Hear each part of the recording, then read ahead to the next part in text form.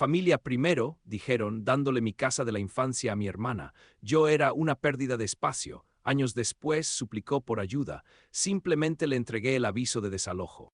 Mis padres regalaron la casa de mi infancia a mi hermana, prácticamente sin costo, alegando que yo no lo merecía porque no priorizaba a la familia. Después de años de ser ignorado, la compré de vuelta y la desalojé justo cuando más la necesitaba. Es increíble cómo los momentos más decisivos pueden comenzar con algo tan trivial. Para mí, todo inició con una simple cena de martes en casa de mis padres. Mi madre Catherine se desvivía por los hijos de mi hermana Freya, mientras yo apenas movía el puré de papas en mi plato. Debería haber notado que algo andaba mal cuando mi padre, Jack, me lanzaba miradas extrañas, una mezcla de culpa y desafío, pero estaba demasiado ocupado con un pendiente del trabajo. El agente inmobiliario dice que podemos cerrar el trato a fin de mes, dijo Freya, sin mucha emoción. Casi escupo el agua que estaba bebiendo. Sabía que mis padres habían hablado de mudarse a un lugar más pequeño, pero esta era la primera vez que escuchaba sobre un plan concreto. Eso es fantástico, cariño, dijo Catherine con entusiasmo, tomando la mano de Freya. Será maravilloso que tú y los niños vivan en la casa vieja. Dejé mi tenedor lentamente sobre la mesa. Espera que... El silencio que siguió fue abrumador. De repente, mi madre se enfocó intensamente en ayudar a mi sobrina de 4 años a cortar su pollo. Freya parecía incómoda, pero mi padre me sostuvo la mirada con ese gesto extraño, como si estuviera listo para una discusión. Tu hermana se queda con la casa, dijo sin rodeos, lo he estado pensando desde hace tiempo. Claro, lo entendía. Soy asesor financiero, conozco el mercado inmobiliario. Esa casa, donde crecí y pasé incontables horas ayudando a mi padre a restaurar los pisos de madera y reemplazar las ventanas antiguas, valía al menos $750,000 en el mercado actual. ¿Y por cuánto la están vendiendo?, pregunté, tratando de mantener la calma. Nadie respondió. Papá. 200,000, susurró Freya, me están haciendo un descuento familiar. Sentí como si me hubieran golpeado en el estómago. Un descuento familiar, eso no era un descuento, era prácticamente regalarla, y ni siquiera pensaron en decírmelo, ni en darme la misma oportunidad. ¿Alguna vez iban a contármelo?, pregunté mirando a todos en la mesa. Mi madre desvió la mirada. Ethan, comenzó mi padre con ese tono de sermón que usaba cuando creía estar diciendo algo sabio. Tu hermana tiene 3 hijos, necesita el espacio, está continuando con el legado familiar. Hice una pausa buscando las palabras correctas. Tú te enfocas en otras cosas. Otras cosas, claro, porque elegí mi carrera en lugar de formar una familia inmediatamente después de la universidad, porque a mis 32 años aún estaba soltero y sin hijos, porque me interesaba más hacer crecer mi portafolio de inversiones que cambiar pañales. No importaba que hubiera estado apoyándolos económicamente durante años, cubriendo mejoras en la casa y sus gastos médicos, cosas que sus ahorros para el retiro no podían costear. Entiendo, murmuré, eso significa que valgo menos que el resto. No exageres, Ethan, intervino Freya con su hijo menor en brazos. Ganas bien, no necesitas la misma ayuda que yo, además nunca estás aquí. ¿Cuándo fue la última vez que viniste solo por gusto y no porque mamá te hizo sentir culpable? Quise decirles que mi ausencia se debía a que estaba construyendo algo importante, que no podía simplemente dejarlo todo para asistir a sus reuniones familiares improvisadas. También quise recordarles que yo fui quien los apoyó económicamente los últimos 5 años, mientras Freya estaba demasiado ocupada con su familia perfecta para notar que nuestros padres tenían problemas. Pero, ¿qué ganaba con eso? Catherine, interrumpió mi padre, cuando mi madre iba a decir algo. Ella cerró la boca y volvió a enfocarse en los niños. Me levanté despacio, dejando mi cena casi intacta. Gracias por la comida, mamá, debería irme, tengo una reunión temprano mañana. Ethan, no te pongas así, dijo Freya mientras me dirigía a la puerta, es solo un asunto de familia. Me detuve en el umbral y los miré, mi padre con su expresión terca, mi madre avergonzada, Freya con su falsa preocupación y sus hijos ajenos a la tensión en la sala. Sí, Freya, esto es un asunto de familia, y me dejaron muy claro lo poco que valgo en esta familia. Conduciendo de regreso a casa, mi mente era un caos. $200,000. Estaban regalando la casa de mi infancia porque mi hermana tenía hijos y yo no. Porque ella encajaba mejor en su idea de familia, mientras que yo no, porque creían que ella merecía ayuda, pero yo no. A pesar de que la necesitaba porque ella y su esposo habían derrochado dinero durante años, mientras yo había manejado mis finanzas con inteligencia. Pero al llegar a mi apartamento, una extraña sensación de calma me invadió. Soy asesor financiero. Sé cómo funciona el dinero, cómo opera la economía y, lo más importante, cómo la gente maneja sus finanzas. Freya siempre ha sido terrible con el dinero, viviendo al día a pesar de que su esposo tenía un buen salario. $200,000 por una casa que valía casi 4 veces más. Aun con sus ingresos combinados, iba a ser difícil. Encendí mi laptop y abrí un software de modelado financiero. Era momento de hacer cálculos. Si querían manejar esto como un asunto de negocios, bien, les mostraría cómo se maneja un negocio de verdad. ¿Quién diría que mis prioridades diferentes terminarían siendo una ventaja? El tiempo tiene una forma curiosa de revelar verdades. Han pasado 2 años desde aquella cena donde me enteré de que mis padres prácticamente regalaron nuestra casa familiar a Freya. 2 años de mantener mi distancia, de comunicarme con cortesía pero sin involucrarme demasiado. Siempre terminaba asistiendo a reuniones familiares, observando desde la barrera, actuando como si todo estuviera bien. Nunca imaginé que la primera señal de problemas surgiría en la cena de Pascua. Freya hablaba de las nuevas encimeras de granito que quería poner, y mi madre, Caterine, comentó algo sobre cómo el encanto original de la casa era lo que le daba carácter. Pero ahora es mi casa, respondió Freya con un tono que nunca le había escuchado. Yo decido qué hacer con ella. La expresión en el rostro de mi madre valió cada evento familiar incómodo al que tuve que asistir. Por primera vez entendió lo que significaba haber entregado la casa. Había perdido todo control y autoridad sobre ella. Los problemas se intensificaron en los meses siguientes. El esposo de Freya, Jackson, empezó a llegar tarde a las reuniones familiares con un ligero olor a bourbon. Su familia perfecta comenzaba a desmoronarse. Sus hijos estaban más callados, menos enérgicos. Me mantuve al margen, pero vi mucho. Ser el que no estaba involucrado tenía sus ventajas. Nadie notaba cuando simplemente observaba en silencio. La postura orgullosa de mi padre cuando Freya estaba presente empezó a verse forzada. Las sonrisas de mi madre se volvieron tensas cada vez que Freya hablaba de sus remodelaciones, borrando más y más del pasado de la casa. Hasta que mi madre me llamó llorando. Freya está poniendo una piscina, sollozó, el jardín de rosas de tu padre.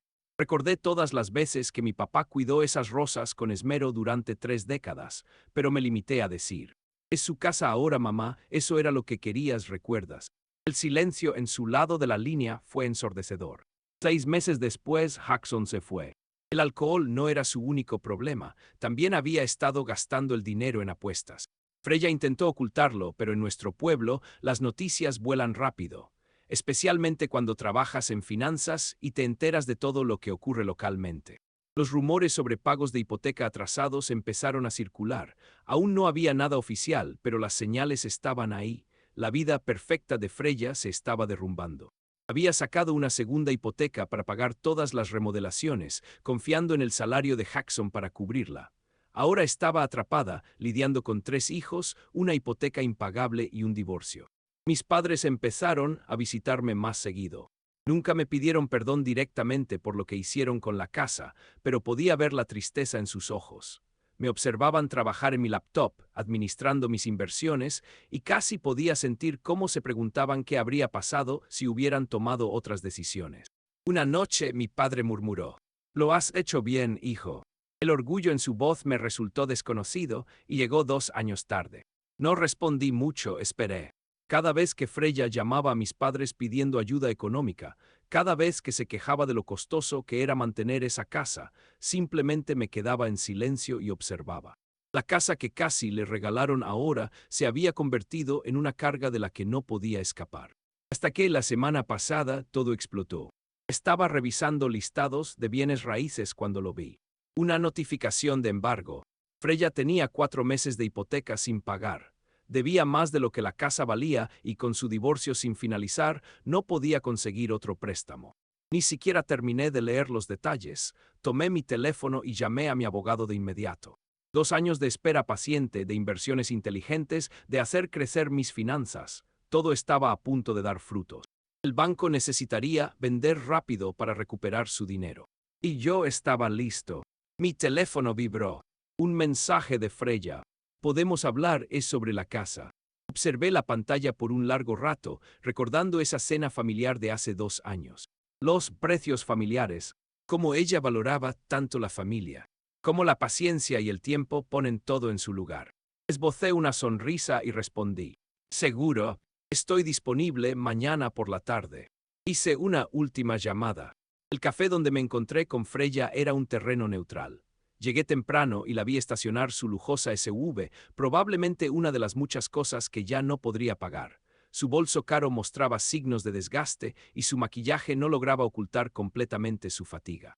Gracias por aceptar verme, dijo al sentarse. Necesito tu ayuda. Tomé un sorbo de café con calma. Mientras la escuchaba, recordé lo que me dijo 2 años atrás. Era un asunto de negocios o algo personal.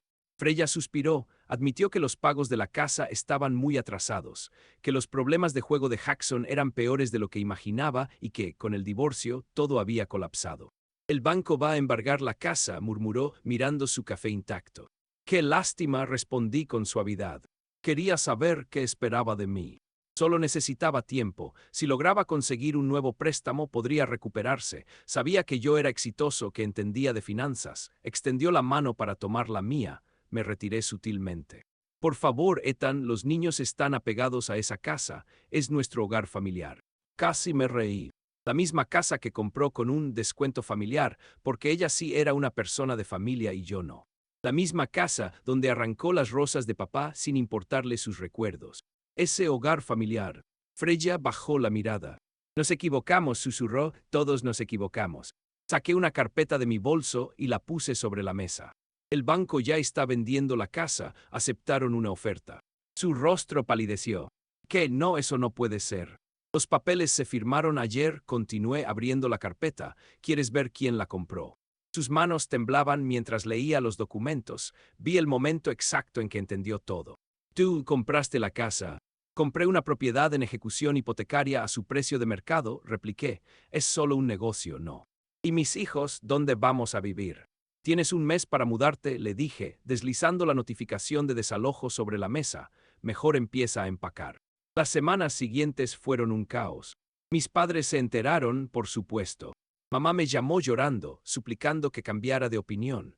Papá irrumpió en mi oficina, indignado, hablando sobre la importancia de la familia. Lo dejé desahogarse. Cuando terminó, saqué los documentos que había reunido en los últimos años.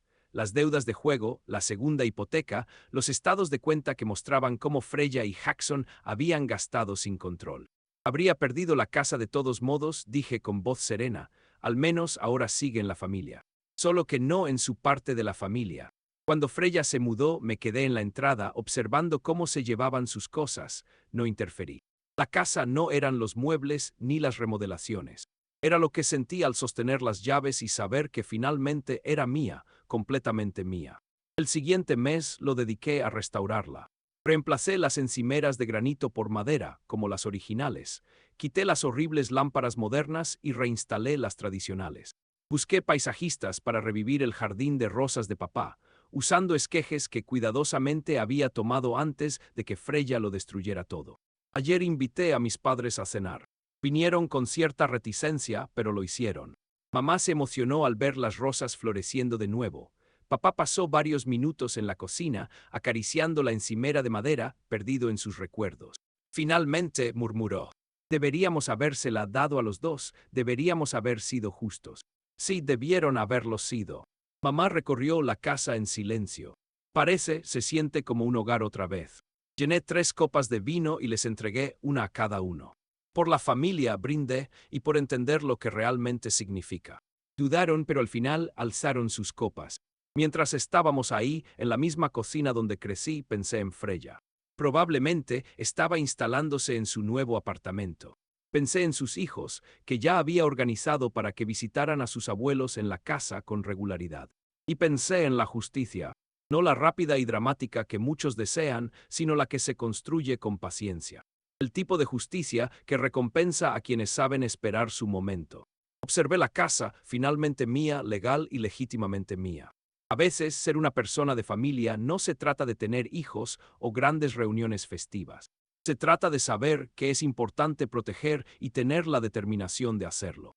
Mi padre me miró durante un largo rato y luego asintió lentamente. No había necesidad de decir más. Algunas cosas se entienden mejor en silencio, con el suave aroma de las rosas flotando en el aire. Y con el peso reconfortante de las llaves en mi bolsillo, esas que siempre debieron ser mías.